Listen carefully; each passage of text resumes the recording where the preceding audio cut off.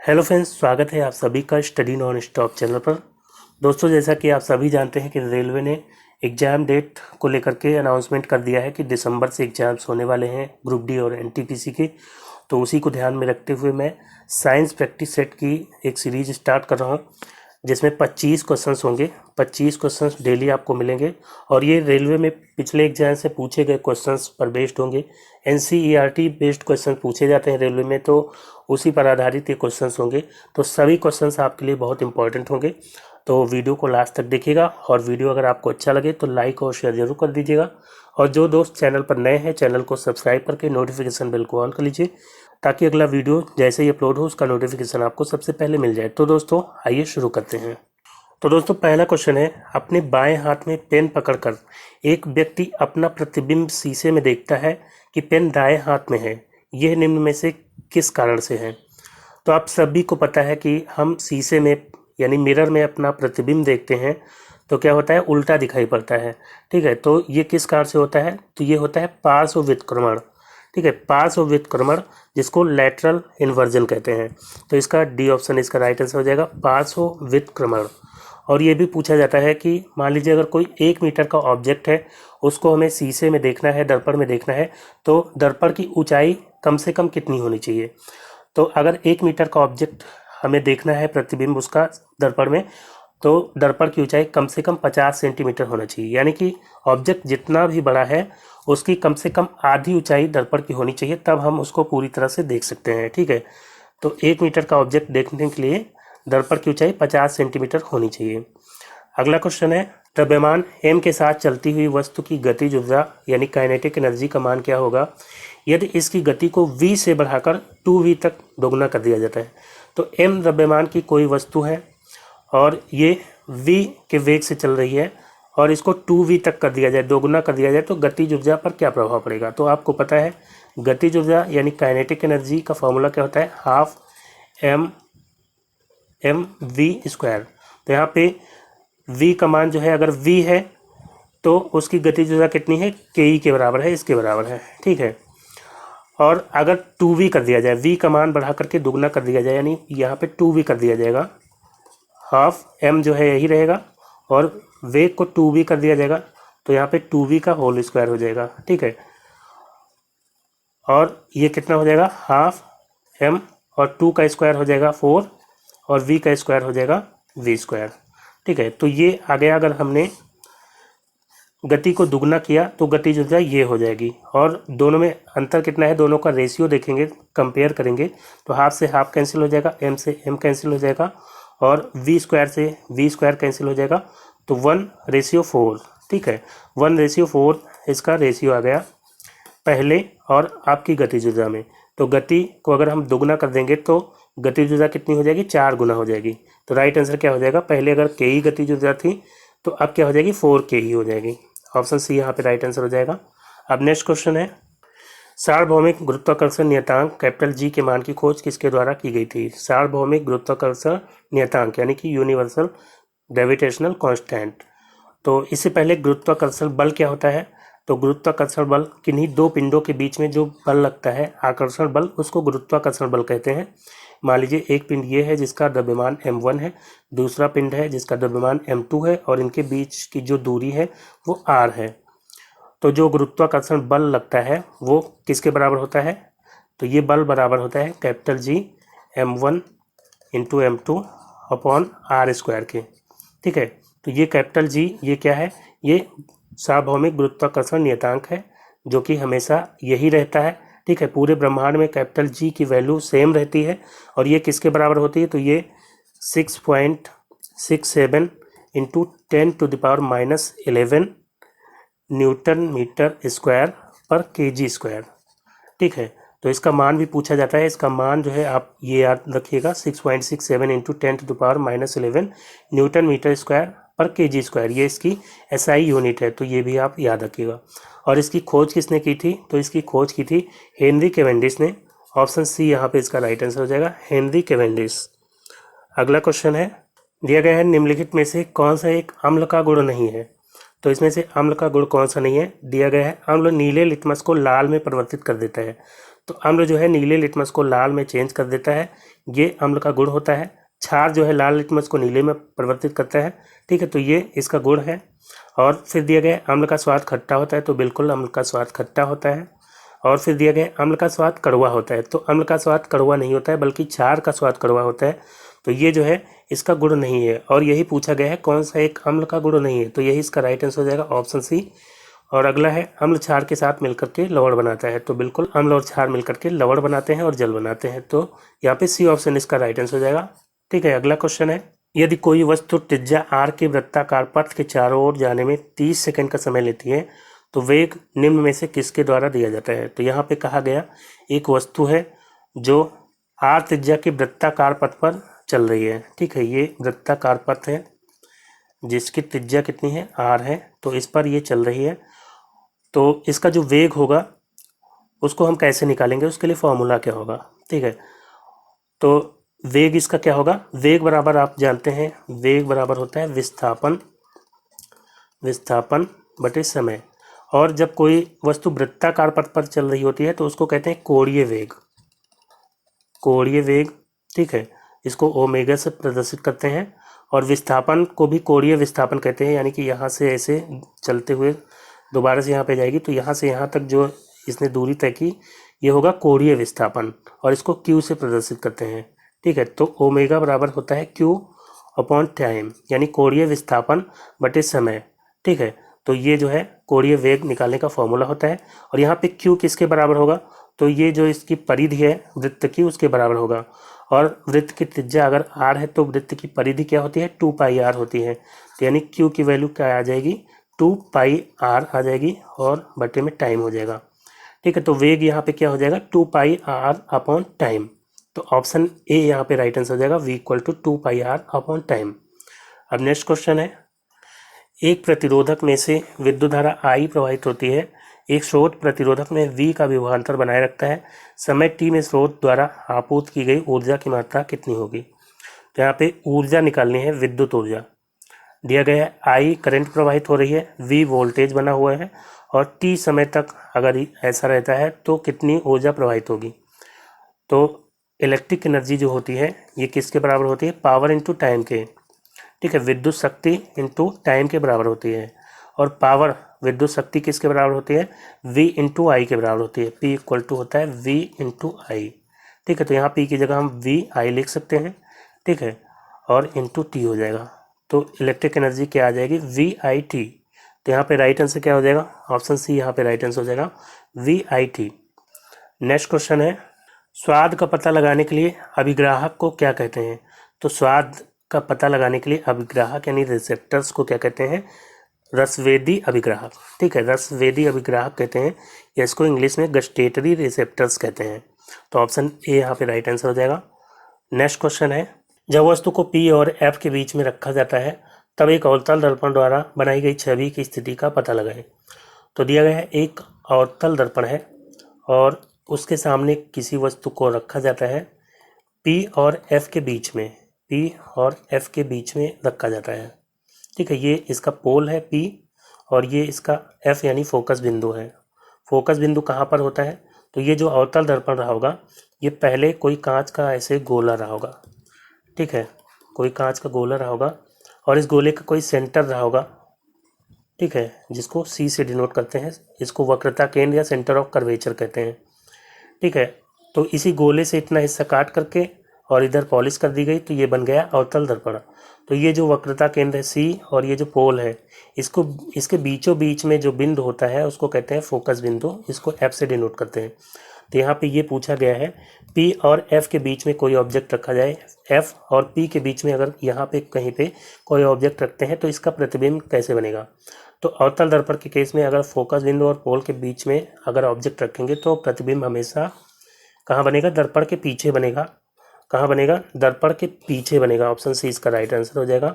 और हमेशा आभासी प्रतिबिंब होगा, ये प्रतिबिंब हमेशा आभासी होगा और वस्तु से बड़ा होगा, वस्तु से बड़ा होगा, ठीक है, और सीधा होगा। आभासी प्रतिबिंब हमेशा सीधा होता है, वास्तविक प्रतिबिंब हमेशा उल्टा होता है, ठीक है। तो यहाँ पे ये आभासी प्रतिबिंब होगा, वस्तु से बड़ा होगा, सीधा होगा और दर्पण के पीछे बनेगा। तो अवतल दर्पण में केवल एक ही ये कंडीशन होती है जिसमें दर्पण के पीछे प्रतिबिंब बनता है, और इसके अलावा अगर कहीं पे रखते हैं, जैसे फोकस बिंदु पे रखें या सेंटर ऑफ कर्वेचर पे ऑब्जेक्ट को रखें या इससे पहले रखते हैं, कहीं भी रखें, तो ऑब्जेक्ट का जो प्रतिबिंब बनेगा वो दर्पण के पीछे नहीं बल्कि सामने बनेगा और वास्तविक बनेगा और उल्टा बनेगा। केवल इस केस में अगर हम फोकस बिंदु और पोल के बीच में रखते हैं तभी जो है ये आभासी होगा और दर्पण के पीछे बनेगा और सीधा होगा। ठीक है, तो यहाँ पे सी ऑप्शन इसका राइट आंसर हो गया। अब नेक्स्ट क्वेश्चन है, जब हम आवधिक तालिका के समूहों में नीचे जाते हैं तो क्या होता है? तो आवधिक तालिका यानी पीरियोडिक टेबल, तो पीरियोडिक टेबल में किसी ग्रुप में अगर हम ऊपर से नीचे जाएंगे तो क्या होगा? तो पहला ही ग्रुप ले लेते हैं। फर्स्ट ग्रुप में कौन कौन से तत्व होते हैं? पहले हाइड्रोजन होता है, फिर जो है लिथियम होता है, फिर सोडियम, फिर पोटेशियम। ठीक है, तो इस तरह से और भी है। तो यहाँ पे हाइड्रोजन का परमाणु क्रमांक कितना होता है? 1 होता है, लिथियम का 3 होता है, सोडियम का 11 होता है और पोटेशियम का 19 होता है।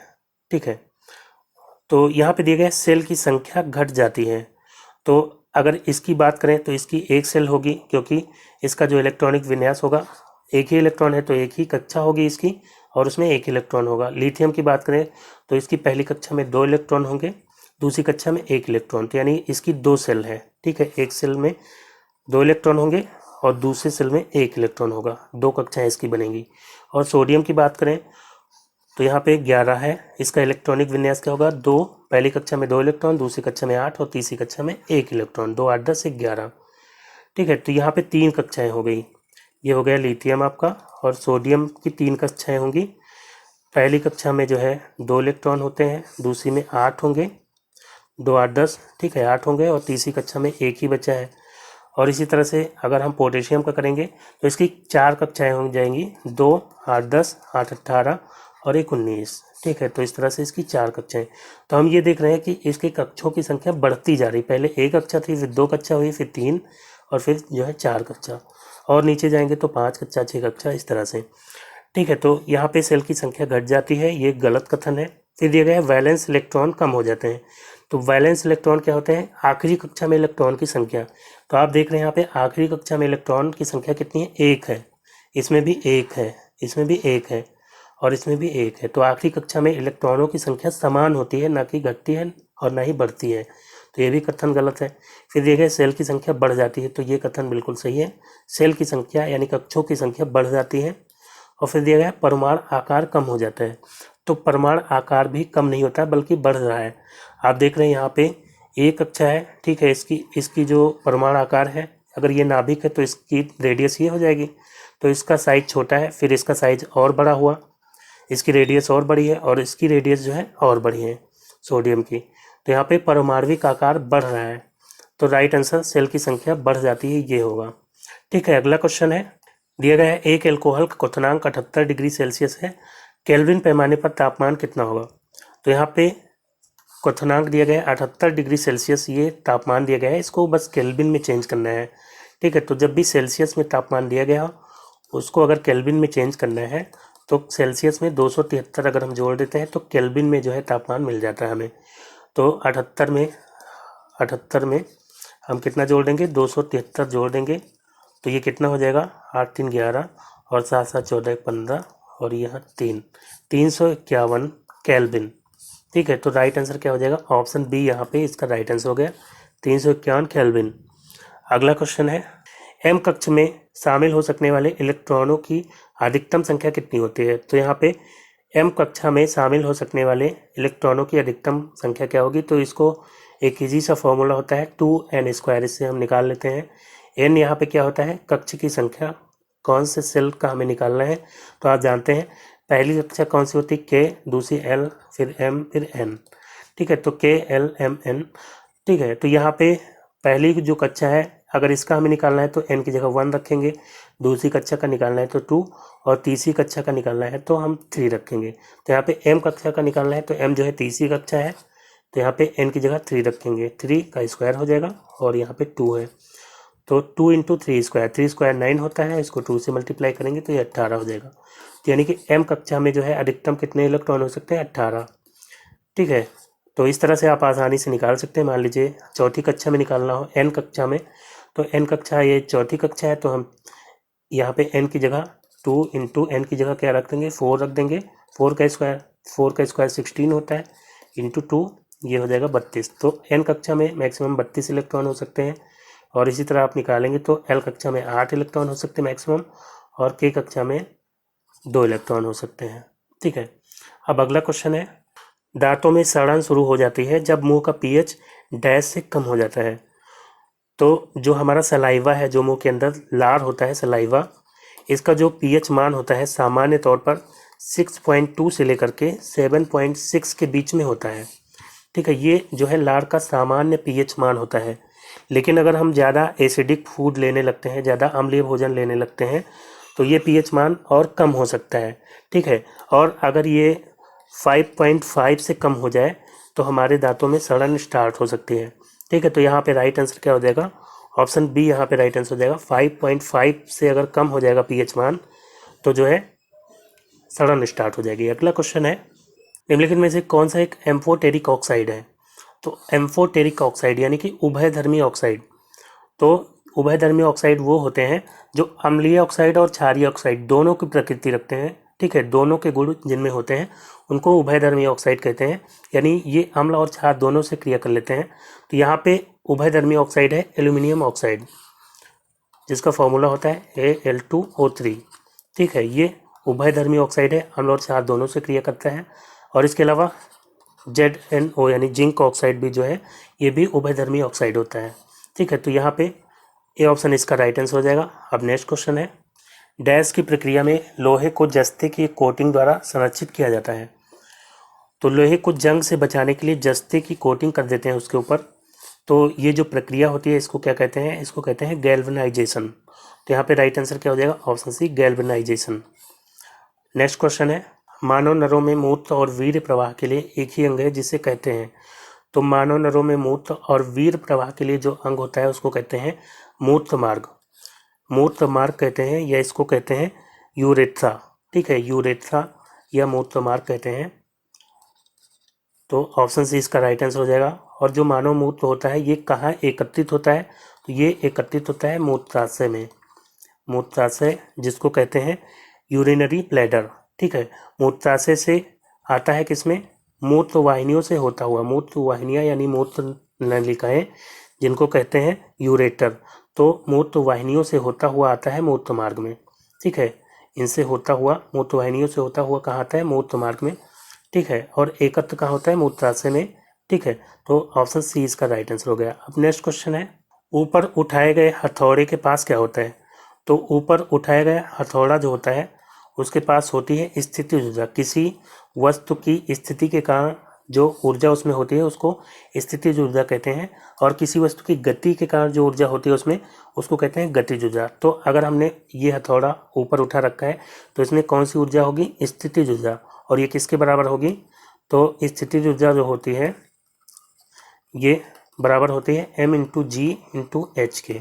ठीक है, m क्या है, ये हथौड़े का जो द्रव्यमान होगा, और g क्या है, g यानी ग्रेविटी, पृथ्वी जिस ग्रेविटी से इसको अपनी ओर खींच रही है, और h क्या है, जितनी ऊंचाई तक इसको उठाया गया है।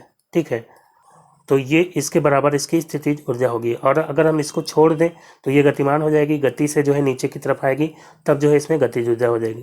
तो यहाँ पे जब इसको हमने उठा करके रोक करके रखा है तो इसमें कौन सी ऊर्जा है, स्थितिज ऊर्जा, और छोड़ देंगे तो इसके पास गतिज ऊर्जा होगी। ठीक है, अब नेक्स्ट क्वेश्चन है, ऊतक क्या होता है। ऊतक यानी टिश्यू। टिश्यू क्या होता है, तो कोशिकाओं से मिलकर के ऊतक बनते हैं। ठीक है, तो वह कोशिकाएं जो मूल रूप से दिखने में और कार्य करने में समान होती हैं उनको क्या कहते हैं, ऊतक कहते हैं। तो ऑप्शन सी यहाँ पे राइट आंसर हो जाएगा। ठीक है, अब अगला क्वेश्चन है, यदि कंडक्टर का प्रतिरोध 2 गुना हो जाता है तो विद्युत धारा आधी हो जाती है, ये किस कारण से होता है। तो इसके लिए ओम ने एक नियम दिया था, V = I/R। ठीक है, V क्या है, वोल्टेज, और I क्या है, करंट यानी विद्युत धारा, और R क्या है, रेजिस्टेंस यानी कि प्रतिरोध। ठीक है, तो अगर हमें I निकालना हो यहाँ से तो I = क्या हो जाएगा, V/R हो जाएगा। तो I आपने देखा कि ये रेजिस्टेंस के इन्वर्सनली प्रोपोर्शनल होता है। ठीक है, व्युत्क्रमानुपाती होता है विद्युत धारा प्रतिरोध के। तो I का मान अगर हम यहाँ पे आधा करेंगे तो प्रतिरोध दुगना हो जाएगा, या प्रतिरोध को अगर हम आधा करेंगे तो आई का मान दुगना हो जाएगा। ठीक है, दोनों एक दूसरे के अपोजिट होते हैं। तो यहाँ पे राइट आंसर क्या हो जाएगा, I equal to V upon R. Option B यहाँ पे राइट आंसर हो जाएगा। नेक्स्ट क्वेश्चन है, एक प्रकार के अलैंगिक प्रजनन को पहचाने जिसमें जड़, तने और पत्तियों जैसे पौधे के कुछ हिस्सों के माध्यम से प्रजनन शामिल होता है। तो पौधे के बीजों के माध्यम से नहीं, बल्कि जो है जड़, तने, पत्ती आदि के माध्यम से या पौधे के किसी अन्य भाग के माध्यम से अगर प्रजनन होता है तो इसको कहते हैं वानस्पतिक प्रजनन या वेजिटेटिव प्रोपोगेशन। ये एक प्रकार का अलैंगिक प्रजनन होता है, और जो बीजों के माध्यम से प्रजनन होगा वो लैंगिक प्रजनन होता है। तो यहाँ पे ये जो है वानस्पतिक प्रजनन कहलाता है या वेजिटेटिव प्रोपोगेशन कहते हैं इसको। तो ऑप्शन बी इसका राइट आंसर हो जाएगा। नेक्स्ट क्वेश्चन है, खाद्य पदार्थों का ऑक्सीकरण होने से रोकने के लिए निम्न में से किस गैस का प्रयोग किया जाता है। तो खाद्य पदार्थों का ऑक्सीकरण ना हो, ऑक्सीकरण होगा तो वो खराब हो जाएंगी, तो इसको रोकने के लिए जो है नाइट्रोजन गैस का उपयोग किया जाता है। आपने देखा होगा जो चिप्स, कुरकुरे आदि के पैकेट होते हैं इसमें गैस भरी होती है, तो वो इसीलिए भरी होती है, वो नाइट्रोजन गैस भरी होती है। तो इसीलिए भरी होती है कि ऑक्सीकरण उनका ना हो, ऑक्सीकरण होगा तो वो चिप्स और कुरकुरे ख़राब हो जाएंगे। तो इसीलिए जो पैकेट आप खोलते हैं देखते हैं कि वो एकदम कुरकुरे बने रहते हैं सही सलामत, तो इसीलिए जो है हवा भरी जाती है उसमें। तो बी ऑप्शन इसका राइट आंसर हो जाएगा। अगला क्वेश्चन है, व्यवस्थित वस्तुओं की वो प्रवृत्ति जो उसे स्थिर या समान गति से गतिमान रहने के लिए प्रवृत्त करता है क्या कहलाता है। तो कोई भी वस्तु है अगर वो गतिमान है तो उसी गति से गतिमान रहना चाहती है, अगर स्थिर है तो वो स्थिर रहना चाहती है। ठीक है, और इस नियम को क्या कहते हैं, जड़त्व का नियम कहते हैं, law of inertia, law of inertia या जड़त्व का नियम कहते हैं। ठीक है, तो ऑप्शन ए इसका राइट आंसर हो जाएगा, जड़त्व। ठीक है, और इसको न्यूटन का पहला नियम भी कहते हैं। तो ऑप्शन ए इसका राइट आंसर हो गया। अब नेक्स्ट क्वेश्चन है, रासायनिक गुणों में से मेंडलीव ने कौन से तत्वों द्वारा बनाए गए यौगिकों पर ध्यान केंद्रित किया था। तो मेंडलीव ने जब आवाज़ सारणी बनाई थी तो उन्होंने जो तत्व है आवाज़ सारणी में जितने भी तत्व थे उस समय, उनका अध्ययन करने के लिए, उनकी केमिकल प्रॉपर्टीज़ यानी रासायनिक गुणों का अध्ययन करने के लिए सभी तत्वों की क्रिया कराई थी ऑक्सीजन से और हाइड्रोजन से। तो ऑक्सीजन से क्रिया करने पर ऑक्साइड बनते थे, हाइड्रोजन से क्रिया कराने पर हाइड्राइड बनते थे। तो जो ऑक्साइड या हाइड्राइड आपस में मैच करते थे उनको एक अलग ग्रुप में वो रखते थे। तो इस तरह से टोटल उन्होंने 8 ग्रुप बनाए थे और 6 आवर्त बनाए थे अपनी आवर्त सारणी में। ठीक है, तो यहाँ पे राइट आंसर क्या हो जाएगा, किसके द्वारा बनाए गए यौगिकों पर ध्यान दिया था उन्होंने, हाइड्रोजन और ऑक्सीजन। तो ऑप्शन ए इसका राइट आंसर हो जाएगा। नेक्स्ट क्वेश्चन है, निम्नलिखित में से कौन सा एक परजीवी के रूप में पौधे से पोषण प्राप्त करता है। तो परजीवी के रूप में पोषण कौन प्राप्त करता है, पौधे से। जो भी परजीवी होता है, क्योंकि ये हमारे सर का खून चूसता है, तो ये भी परजीवी होता है, लेकिन पौधों से पूछा गया, पौधों से कौन पोषण प्राप्त करता है परजीवी के रूप में। तो इसका राइट आंसर हो जाएगा कस्क्यूटा। ये जो है पौधे के चारों ओर लिपटा रहता है इस तरह से। ठीक है, और पौधे से, दूसरे पौधे से ये अपना पोषण प्राप्त करता है, इसीलिए इसको परजीवी कहते हैं। तो ये कस्क्यूटा, इसको हिंदी में अमर बेल कहते हैं। ठीक है, अमर बेल या कस्क्यूटा। तो ऑप्शन सी यहाँ पे इसका राइट आंसर हो जाएगा। अगला क्वेश्चन है, प्रोपेन का आणविक सूत्र क्या है। तो प्रोपेन ये एल्केन फैमिली का हाइड्रोकार्बन है, और एल्केन फैमिली के जो हाइड्रोकार्बन होते हैं उनका जो सूत्र होता है CnH2n+2। ठीक है, अगर कार्बन के n एटम है तो हाइड्रोजन के कितने होंगे, 2n+2। और ये प्रोपेन है यानी शुरू में प्रोप लगा है, तो कार्बन के कितने एटम होंगे, 3 एटम होंगे। ठीक है, कार्बन का अगर 1 एटम होता है तो वो शुरू में मेथ लगा होता है, कार्बन के 2 एटम होते हैं तो एथ लगा होता है, 3 एटम होते हैं कार्बन के तो प्रोप लगा होता है, 4 एटम होते हैं तो ब्यूट लगा होता है। ठीक है, और 5 एटम होते हैं तो क्या लगा होता है, पेंट। 6 एटम होते हैं तो हेक्स लगा होता है। तो इसी तरह से आगे भी है। तो यहाँ पे जो है 3 एटम अगर होंगे तो क्या होगा, प्रोप। तो प्रोप है प्रोपेन, तो यहाँ पे यानी कार्बन के 3 एटम है। और अगर कार्बन के 3 एटम है तो हाइड्रोजन के कितने होंगे, 2n+2, यानी कि 2 × n की जगह 3 हो जाएगा +2, 2 × 3 6 +2 यानी 8। ठीक है, तो H कितना हो जाएगा, 8। तो C3H8 ये जो है प्रोपेन का आणविक सूत्र हो जाएगा। ऑप्शन सी यहाँ पे इसका राइट आंसर हो जाएगा। अब नेक्स्ट क्वेश्चन है, जब किसी संकुचित स्लिंकी को छोड़ा जाता है तो स्थितिज ऊर्जा को किस ऊर्जा में परिवर्तित करती है। तो स्लिंकी क्या होता है, स्लिंकी मतलब स्प्रिंग। तो ये एक स्प्रिंग है, इसको संकुचित यानी कंप्रेस कर दिया जाता है। इस तरह से इसको एकदम कंप्रेस कर दिया जाता है और इसको जब दोबारा छोड़ेंगे तो जब इसको हम संकुचित करेंगे तो इसकी जो स्थिति के कारण इसमें कौन सी ऊर्जा आ जाएगी, स्थितिज ऊर्जा। और जैसे ही छोड़ेंगे ये दोबारा से फैल जाएगी, ठीक है, तो इसमें कौन सी ऊर्जा आ जाएगी, गतिज ऊर्जा, क्योंकि जब ये फैलेगी तो ये इधर और इधर को गतिमान हो जाएगी, ठीक है, तो इसमें गतिज ऊर्जा आ जाएगी। तो स्थितिज ऊर्जा इसकी जो है किस में परिवर्तित हो जाती है, गतिज ऊर्जा में परिवर्तित हो जाती है। तो ऑप्शन ए इसका राइट आंसर हो जाएगा, गतिज ऊर्जा। तो दोस्तों आज का वीडियो यहीं पे समाप्त करता हूँ। वीडियो कैसा लगा आपको कमेंट करके जरूर बताइएगा। वीडियो अगर आपको अच्छा लगा हो तो लाइक भी कर दीजिएगा और अगर चैनल पर नए हैं तो सब्सक्राइब करके नोटिफिकेशन बेल को ऑन कर लीजिए ताकि नेक्स्ट वीडियो अपलोड होते ही उसका नोटिफिकेशन आपको सबसे पहले मिल जाए। तो मिलते हैं नेक्स्ट वीडियो में, तब तक के लिए good bye and take care.